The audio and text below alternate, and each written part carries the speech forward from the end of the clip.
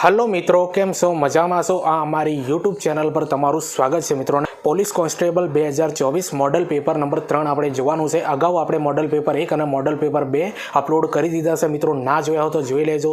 દરેકના અંદર 50-50 એમસીક્યુ છે મિત્રો, બરોબર, જે તમારી પોલીસ કોન્સ્ટેબલ પીએસઆઈના અંદર ખૂબ જ કામ આવવાના છે।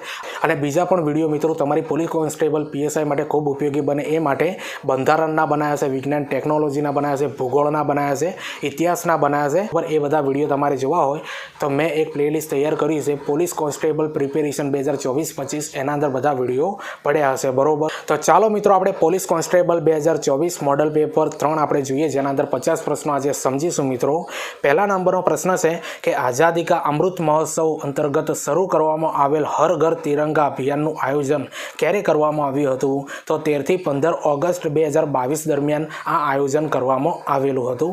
હવે બીજા નંબરનો પ્રશ્ન આપણે સમજીએ મિત્રો કે વિધાનસભામાં પ્રશ્નકાળ દરમિયાન ધારાસભ્યને પ્રશ્ન પૂછવાની કોણ ના પાડી શકે છે? તો સ્પીકર છે મિત્રો, એ વિધાનસભાના પ્રશ્નકાળ દરમિયાન ધારાસભ્યને પ્રશ્ન પૂછવાની ના પાડી શકે છે। કોણ ના પાડી શકે છે? સ્પીકર।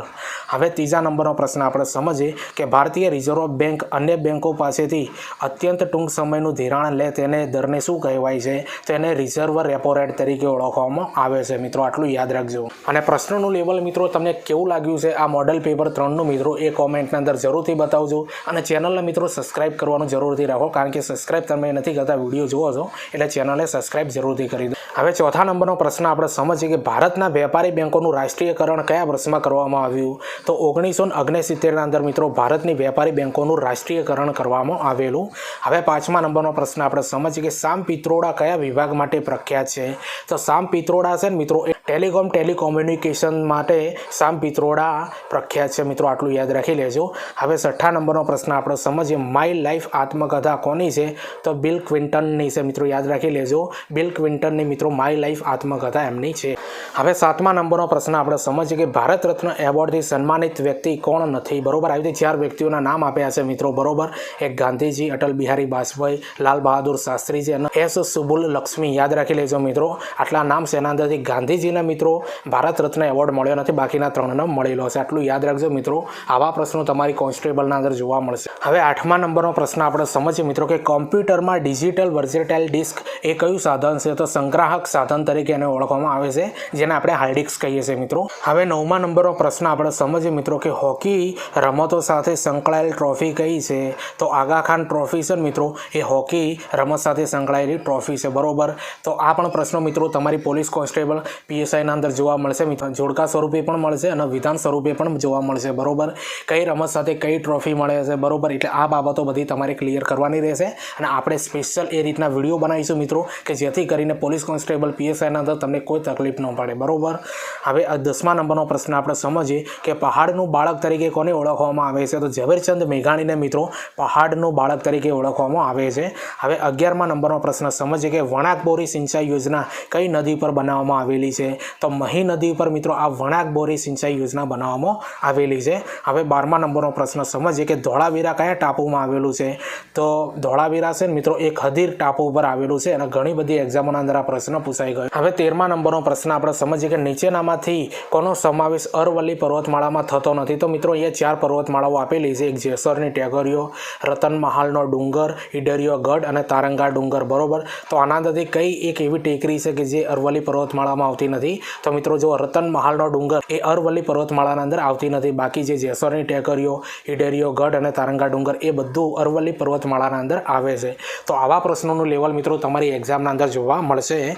હવે 14મા નંબરનો પ્રશ્ન સમજીએ કે ભારતીય ચલણી નોટ એ શું છે? તો પ્રોમિસરી નોટ છે। યાદ રાખી લેજો મિત્રો, ભારતીય ચલણી નોટ એ પ્રોમિસરી નોટ કહેવાય છે। હવે 15મા નંબરનો પ્રશ્ન સમજીએ કે ભારતમાં કયા ક્ષેત્રે છુપી બેકારી વિશેષ જોવા મળે છે? તો ખેતીના અંદર છે ને મિત્રો એ ભારતના અંદર છુપી બેકારી વિશેષ જોવા મળે છે, ખેતીના અંદર। હવે 16મા નંબરનો પ્રશ્ન આપણે સમજીએ કે જન ગણ મન એ રાષ્ટ્રગાનના સ્વરૂપમાં ક્યારે સ્વીકારવામાં આવ્યું હતું? તો 24 જાન્યુઆરી 1950ના રોજ મિત્રો આ જન ગણ મન જે ગીત છે એને આપણે સ્વીકારવાના અંદર આવ્યું હતું। હવે 17મા નંબરનો પ્રશ્ન આપણે સમજીએ કે નીચેના પૈકીના કયા સ્થાપત્યમાં વનસ્પતિજન્ય રંગોનો ઉપયોગ થયેલો જોવા મળે છે? તો મિત્રો અહીંયા 4 સ્થાપત્ય આપેલા છે, એક અજંતા, શિવાલિક, એલિફન્ટા અને કોણાર્ક, બરોબર। એના અંદરથી જે અજંતા છે ને એના અંદર વનસ્પતિ રંગોનો ઉપયોગ થયો હોય એવું જોવા મળે છે, બાકી શિવાલિક, એલિફન્ટા અને કોણાર્કના અંદર જોવા મળતું નથી. બસ આટલી ડિટેલ યાદ રાખવાની રહેશે. હવે 18મા નંબરનો પ્રશ્ન આપણે સમજીએ. જો સ્નેહ બાળક માટે અમૃત સમાન હોય તો બાળક માટે વિષ સમાન શું છે? અવહેલના જે છે ને મિત્રો એ બાળક માટે વિષ સમાન હોય છે. યાદ રાખી લેજો, આટલું યાદ રાખવાનું રહેશે, અવહેલના. હવે 19મા નંબરનો પ્રશ્ન સમજીએ કે મહાકાલેશ્વર જ્યોતિર્લિંગ કયા શહેરમાં આવેલું છે? તો ઉજ્જૈન શહેરના અંદર મિત્રો મહાકાલેશ્વર જ્યોતિર્લિંગ આવેલું છે. હવે 20મા નંબરનો પ્રશ્ન આપણે સમજીએ મિત્રો કે સમ્રાટ વિક્રમાદિત્યનો કયો સ્તંભ તે સમયની રસાયણ વિદ્યા તથા ધાતુ કામનો ઉત્તમ નમૂનો ગણાય છે? તો લોહ સ્તંભ છે ને મિત્રો એ સમ્રાટ વિક્રમાદિત્યનો છે અને તે સમયની રસાયણ વિદ્યા તથા ધાતુ કામનો ઉત્તમ નમૂનો ગણાય છે. બરોબર, કયો છે સ્તંભ? લોહ સ્તંભ છે. હવે 21મા નંબરનો પ્રશ્ન સમજીએ કે અનાજની જાળવણી માટે કઈ દવા વપરાય છે? તો એલ્યુમિનિયમ ફોસ્ફાઇડ નામની જે દવા છે ને મિત્રો એ અનાજની જાળવણી માટે આનો ઉપયોગ થાય છે.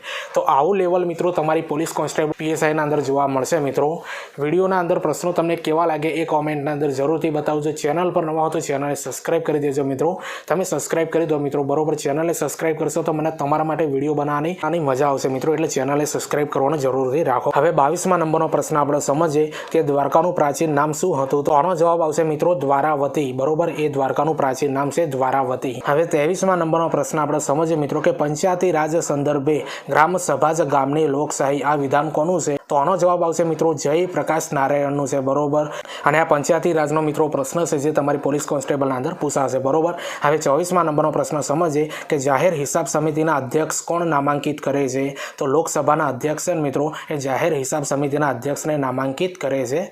હવે 25મા નંબરનો પ્રશ્ન આપણે સમજીએ કે આમુખ એ પ્રાવધાન છે જે બધા જ વયસ્ક નાગરિકોને મતદાનનો અધિકાર પ્રદાન કરે છે. એને શું કહેવાય છે? તો એને પ્રજાસત્તાક તરીકે ઓળખવામાં આવે છે. હવે 26મા નંબરનો પ્રશ્ન સમજીએ કે ભારતમાં સૌપ્રથમ કયા રાજ્યએ લોકાયુક્ત અંગે કાયદો ઘડ્યો? તો ઓરિસ્સા છે મિત્રો એ સૌપ્રથમ લોકાયુક્ત અંગે કાયદો ઘડેલો છે, ઓરિસ્સા રાજ્યએ. હવે 27મા નંબરનો પ્રશ્ન આપણે સમજીએ મિત્રો કે ઇન્સેન્ટ શ્રેણીના ઉપગ્રહો વિકસાવવામાં ભારતને કયા દેશની મદદ મેળવવી હતી? તો અમેરિકા દેશની એમને મદદ મેળવી હતી મિત્રો આપણા ભારતે ઇન્સેન્ટ શ્રેણીના ઉપગ્રહો વિકસાવવા માટે. હવે 28મા નંબરનો પ્રશ્ન આપણે સમજીએ કે કોમ્પ્યુટરની ભાષામાં વ્યાકરણને શું કહે છે? તો સિન્ટેક્સ કહેવામાં આવે છે. બરોબર, કોમ્પ્યુટરની ભાષામાં વ્યાકરણને સિન્ટેક્સ તરીકે ઓળખવામાં આવે છે. હવે 29મા નંબરનો પ્રશ્ન સમજીએ કે ભારતનું સૌથી મોટું સંશોધન ન્યુક્લિયર રિએક્ટર કયું છે? તો ધ્રુવ છે મિત્રો જેનું નામ છે. બરોબર, જે ભારતનું સૌથી મોટું સંશોધન ન્યુક્લિયર રિએક્ટર છે જેનું નામ છે ધ્રુવ. હવે 30મા નંબરનો પ્રશ્ન સમજીએ કે ટેલિફોનની શોધ કોણે કરેલી? તો ગ્રેહામ બેલે મિત્રો ટેલિફોનની શોધ કરેલી છે. હવે 31મા નંબરનો પ્રશ્ન સમજીએ કે ગાંધીજીએ બીજી ગોળમેજી પરિષદમાં ભાગ લીધો ત્યારે ભારતના વાઇસરોય તરીકે કોણ હતા? તો લોર્ડ વેલિંગ્ટન હતા. યાદ રાખી લેજો મિત્રો, મોસ્ટ આઈમ્પી પ્રશ્ન છે કે ગાંધીજીએ બીજી ગોળમેજી પરિષદમાં ભાગ લીધો ત્યારે ભારતના વાઇસરોય તરીકે કોણ હતું? લોર્ડ વેલિંગ્ટન હતા. તો મિત્રો હજુ આગળ 50 પ્રશ્નો છે. બરોબર, પ્રશ્નો હજુ ચાલુ છે. એના પહેલાં તમને જરૂરી માહિતી આપી દઉં કે પોલીસ કોન્સ્ટેબલની તૈયારી કરવી હોય તો આપણી ચેનલને સબસ્ક્રાઇબ કરી દો મિત્રો. કારણ કે એના અંદર મોડલ પેપર પણ બનાવેલા છે મિત્રો. બરોબર, બંધારણના 3 વિડીયો બનાવેલા છે, વિજ્ઞાન અને ટેકનોલોજીના વિડીયો બનાવ્યા છે, ભૂગોળના બનાવ્યા છે, ઇતિહાસના બનાવ્યા છે. બરોબર, એ બધા વિડીયો તમારે જોવા હોય તો મારી ચેનલ પર એક પ્લેલિસ્ટ તૈયાર કરી છે જેનું નામ છે પોલીસ કોન્સ્ટેબલ પ્રિપેરેશન 2024-25. એના અંદર આ બધા વિડીયો તમને જોવા મળશે મિત્રો. તમે જુઓ અને તમારા મિત્રોને શેર કરો. બરોબર, અને બીજી મહત્વની વસ્તુ મિત્રો કે ટીચિંગ અજય કરીને ટેલિગ્રામના અંદર ચેનલ બનાવી છે. આ વિડીયોની ડિસ્ક્રિપ્શનના અંદર લિંક આપી દે, ત્યાં જઈને તમે મને જોઈન કરી દો. કારણ કે એના અંદર વિડીયોની આવનારી ભરતીઓની પોસ્ટ અપલોડ કરું છું અને જરૂરી વિડીયોની લિંક પણ મૂકું છું કે જેથી કરીને તમારી કોઈ પણ એક્ઝામ માટે કામ આવી શકે. હવે 32મા નંબરનો પ્રશ્ન આપણે સમજીએ ફોટોગ્રાફી ક્ષેત્રે પદ્મ વિભૂષણ મેળવનાર ગુજરાતી મહિલા કોણ છે? તો હોમાઈ વેરાવાળા. યાદ રાખી લેજો મિત્રો, આવા પ્રશ્નો તમારી પોલીસ કોન્સ્ટેબલના અંદર જોવા મળશે. હવે 33મા નંબરનો પ્રશ્ન સમજીએ કે ભારતના રાષ્ટ્રપતિને વટહુકમ પ્રસિદ્ધ કરવાની સત્તા બંધારણને કઈ અનુચ્છેદ હેઠળ અપાયેલ છે? તો અનુચ્છેદ 123 મુજબ મિત્રો ભારતના રાષ્ટ્રપતિને વટહુકમ પ્રસિદ્ધ કરવાની સત્તા મળેલી છે, અનુચ્છેદ 123 મુજબ. હવે 34મા નંબરનો પ્રશ્ન આપણે સમજીએ કે ઓગસ્ટ 1947માં ઇંગ્લેન્ડના પ્રધાનમંત્રી કોણ હતા? તો એટલી હતા. યાદ રાખી લેજો. હવે 35મા નંબરનો પ્રશ્ન સમજીએ કે ગુજરાતમાં ટકાવારીની દ્રષ્ટિએ સૌથી વધુ જંગલો કયા જિલ્લામાં છે? તો ડાંગ જિલ્લાના અંદર મિત્રો સૌથી વધારે જંગલો છે ગુજરાતના અંદર ટકાવારીની દ્રષ્ટિએ. બરોબર, ડાંગના અંદર. હવે 36મા નંબરનો પ્રશ્ન આપણે સમજીએ મિત્રો કે આલ્કોહોલ બનાવવા માટે કયા વૃક્ષનો ઉપયોગ થાય છે? તો મહુડાના વૃક્ષનો મિત્રો ઉપયોગ થાય છે આ આલ્કોહોલ બનાવવા માટે। હવે 37મા નંબરનો પ્રશ્ન આપણે સમજીએ મિત્રો કે અમદાવાદનું પ્રાચીન નામ શું હતું? તો રાજનગર છે મિત્રો એ અમદાવાદનું પ્રાચીન નામ હતું અને બીજું કર્ણાવતી પણ હતું, બરોબર। હવે 38મા નંબરનો પ્રશ્ન સમજીએ કે વીર નર્મદ દક્ષિણ ગુજરાત યુનિવર્સિટીનું વડું મથક કયું છે? તો આ જે વીર નર્મદ દક્ષિણ ગુજરાત યુનિવર્સિટી છે ને એ મિત્રો સુરતના અંદર આવેલી છે, બરોબર। હવે 39મા નંબરનો પ્રશ્ન સમજીએ કે જહાંગીરની ગુજરાત યાત્રા દરમિયાન ગુજરાતમાં કયો રોગ ફાટી નીકળ્યો હતો? તો મરકી નામનો રોગ છે મિત્રો, જ્યારે જહાંગીર ગુજરાતની યાત્રા ઉપર આવ્યો હતો એ વખતે મરકી નામનો રોગ ફાટી નીકળ્યો હતો। હવે 40મા નંબરનો પ્રશ્ન આપણે સમજીએ મિત્રો કે તલાળા તાલુકો કયા જિલ્લામાં આવેલો છે? તો ગીર સોમનાથના અંદર મિત્રો આ તલાળા જિલ્લો આવેલો છે। હવે 41મા નંબરનો પ્રશ્ન આપણે સમજીએ મિત્રો કે ડોક્યુમેન્ટની હાર્ડ કોપી કાઢવા માટે કયા સાધનનો ઉપયોગ કરવામાં આવે છે? તો પ્રિન્ટર નામના સાધનનો મિત્રો ઉપયોગ કરવામાં આવે છે ડોક્યુમેન્ટની હાર્ડ કોપી કાઢવા માટે, બરોબર। આ કોમ્પ્યુટરનો પ્રશ્ન છે મિત્રો। પ્રશ્નનું લેવલ મિત્રો તમને કેવું લાગ્યું એ કોમેન્ટના અંદર જરૂરથી બતાવજો। ચેનલ પર નવા હો તો ચેનલને સબસ્ક્રાઇબ જરૂરથી કરી દેજો મિત્રો, બરોબર। અને આ રીતના મોડલ પેપરો અને વિષય વાઇઝ વિડીયો મિત્રો પોલીસ કોન્સ્ટેબલ PSI માટે આપણી ચેનલ પર આવતા રહે છે। હવે 42મા નંબરનો પ્રશ્ન સમજીએ કે ગુજરાત રાજ્યમાં પ્રથમ માહિતી કમિશનર કોણ હતા? તો ડૉક્ટર PK દાસ હતા। હવે 43મા નંબરનો પ્રશ્ન સમજીએ કે તારી આંખોનો અફીણી જેવી પ્રસિદ્ધ રચના આપનાર કવિ કોણ છે? તો વેણીભાઈ પુરોહિત છે, બરોબર। તો ગુજરાતી વ્યાકરણ મિત્રો આ લેવલનું પૂછાશે તમારે, બરોબર। વ્યાકરણ અને જે કન્ટેન્ટ એટલું આટલું યાદ રાખવાનું રહેશે। હવે 44મા નંબરનો પ્રશ્ન સમજીએ કે વસ્તીના આશરે કેટલા ટકા ઉત્તર ગોળાર્ધમાં રહે છે? તો 90% લોકો છે મિત્રો ઉત્તર ગોળાર્ધના અંદર રહે છે। હવે 45મા નંબરનો પ્રશ્ન સમજીએ પાલીતાણા કઈ નદીના કિનારે વસેલું છે? તો શેત્રુંજય નદી કિનારે મિત્રો આ પાલીતાણા શહેર વસેલું છે। હવે 46મા નંબરનો પ્રશ્ન સમજીએ કયો ડુંગર ઉપરથી કર્કવૃત પસાર થાય છે? તો યાદ રાખજો મિત્રો ધીણોધર જે ડુંગર છે ને એ કચ્છના અંદર આવેલો છે અને એના ઉપરથી કર્કવૃત પસાર થાય છે, બરોબર। તો આ રીતના પ્રશ્નોનું લેવલ મિત્રો તમારી આ પોલીસ કોન્સ્ટેબલ PSIના અંદર રહેશે, બરોબર। એટલે ચેનલ પર નવા હો તો ચેનલને સબસ્ક્રાઇબ જરૂરથી કરી દેજો। હવે 47મા નંબરનો પ્રશ્ન આપણે સમજીએ કે ભારતની સંસદના પિતા તરીકે કોને ઓળખવામાં આવે છે? તો ગણેશ વાસુદેવ માવલંકરને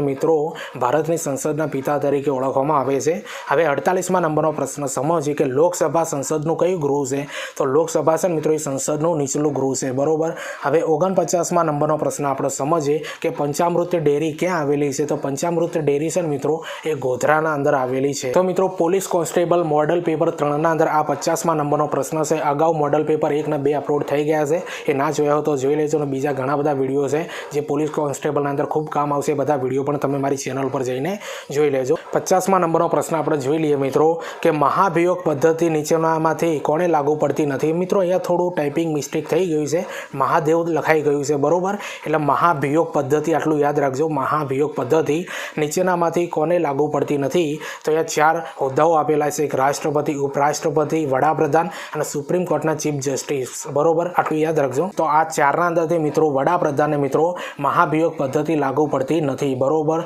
આ રાષ્ટ્રપતિ, ઉપરાષ્ટ્રપતિ અને સુપ્રીમ કોર્ટના ચીફ જસ્ટિસ આ 3ને મિત્રો મહાભિયોગની પદ્ધતિ લાગુ પડે છે, બરોબર। અહીંયા થોડું ટાઈપિંગ કરેક્શન કરી લેજો મિત્રો, મહાભિયોગ આવશે, બરોબર। આટલું યાદ રાખવાનું છે। તો મિત્રો મોડલ પેપર તમને કેવું લાગ્યું એ કોમેન્ટના અંદર જરૂરથી બતાવજો। ચેનલ પર નવા હો તો ચેનલને સબસ્ક્રાઇબ કરી દેજો અને આ વિડીયોની લિંક તમારા મિત્રોને શેર કરી દેજો મિત્રો। પોલીસ કોન્સ્ટેબલ માટે આપણે ઘણા બધા વિડીયો બનાવ્યા છે, એ બધા વિડીયો તમે મારી ચેનલ પર જઈને જુઓ। અને ટીચિંગ અજય કરીને ટેલિગ્રામના અંદર ચેનલ બનાવી છે, એ ચેનલને તમે જોઈન કરી દો, કારણ કે એના અંદર વિડીયોની આવનારી ભરતીઓની પોસ્ટ અપલોડ કરતો હોઉં છું મિત્રો। તો ચાલો મળીએ આપણે બીજા વિડીયોના અંદર, બાય।